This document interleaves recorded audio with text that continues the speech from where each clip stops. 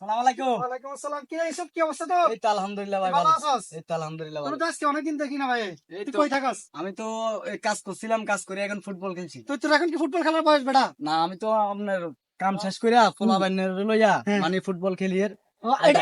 এটা চিনছেন নে হলো ইসুপ। ঠিক আছে লিছে। তো হেকে হেতে আজকে আমি অনেকদিন পরে তার লাগর পাইছি। ঠিক আছে, আমি তো হয়তো অফিসের কারণে তারে পাই না। তো আমি আমাদের বাহুরে আসছি এখন দেখতে এদিক দিয়ে যাইতেছে।